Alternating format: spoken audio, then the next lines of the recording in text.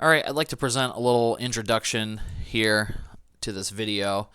I purchased a Harbor Freight mini mill off of a gentleman who owned it in pieces, never ran it, never knew anything about it. He knew what it was, but I got a good deal from him.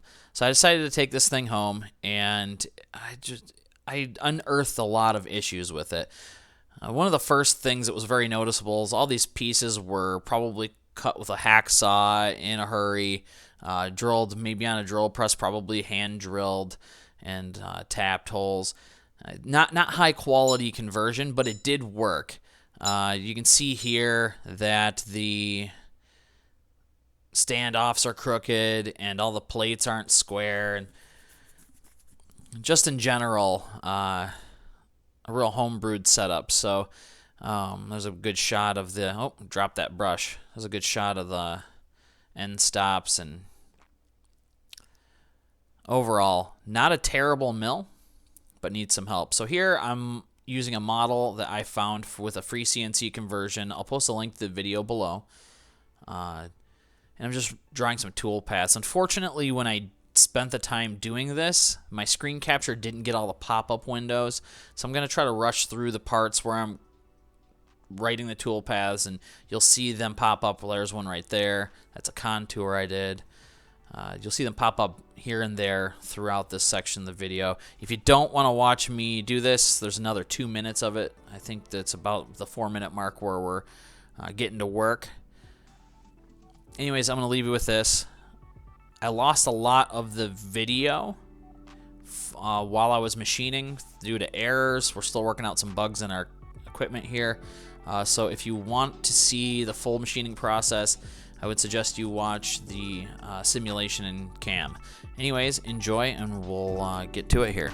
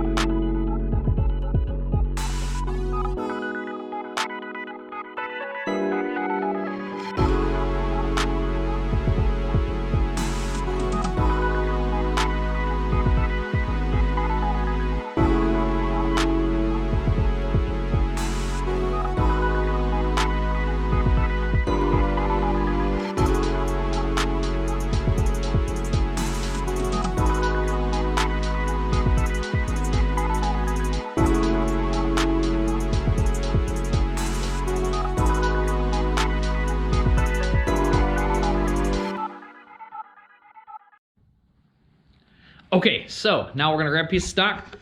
We are going to clear off the table saw. It is in this tremendous pile of weird stuff over here, axles and sand and whatnot. Let's go pick a piece out. I happen to know of a 3/4 inch piece. How are you now, Dad? You and me had a crossover guy, Dad. Up north for some father-son fishing, Dad. Don't get the kids all riled up before bed, Dad. We're gonna use this one right here. Ta-da!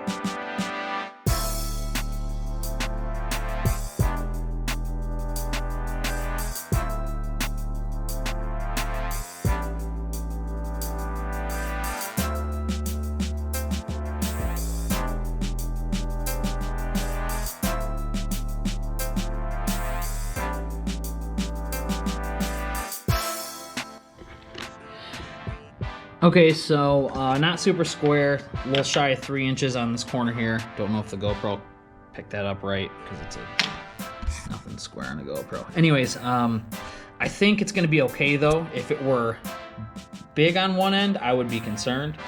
But I know I have plenty of material around here. I'm pretty good about leaving myself, you know, enough of beef around the edges to not have to cut my stock 2 or 3 times, because I've done that in the past like an idiot.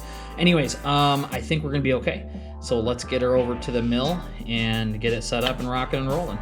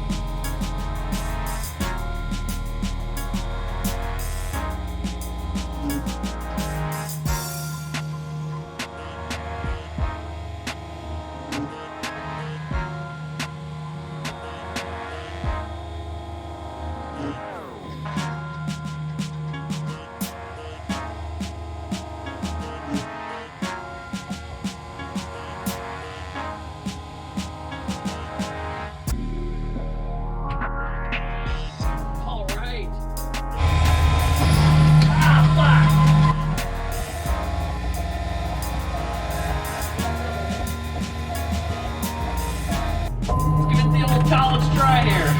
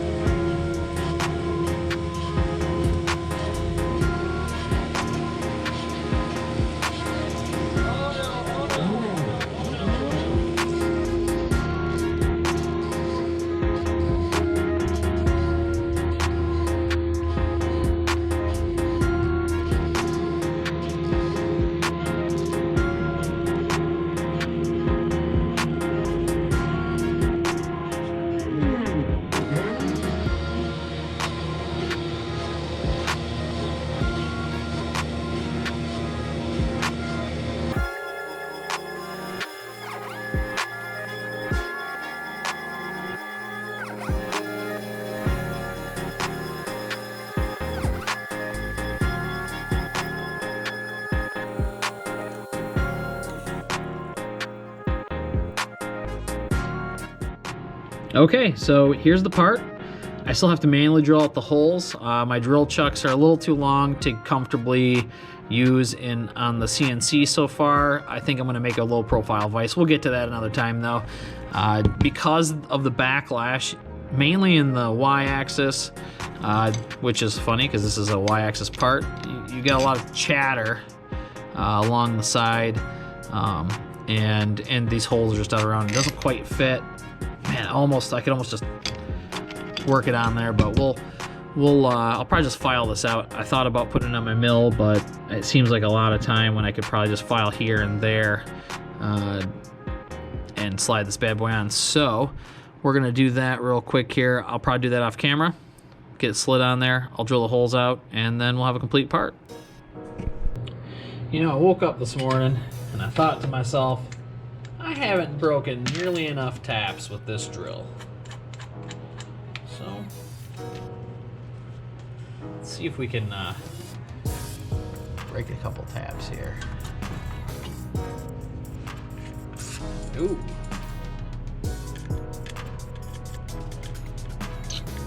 I know. WD-40 isn't cutting fluid. But WD-40 is what I got.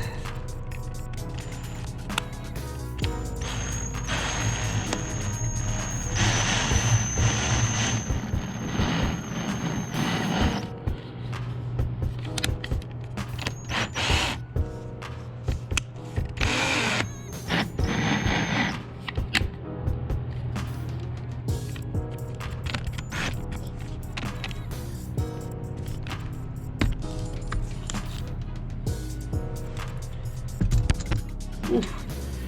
Sorry about that there, camera.